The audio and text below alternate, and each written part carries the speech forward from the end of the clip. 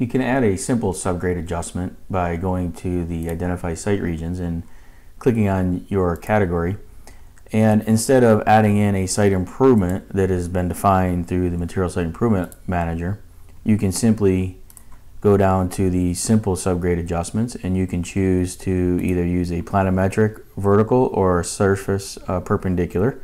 So, depending on the selection that you pick, you can then put in a thickness. So let's say that in this area we got 6 inches, and I'm going to extract maybe some materials here. We'll call it topsoil, just in this area, and I'm going to pick that location.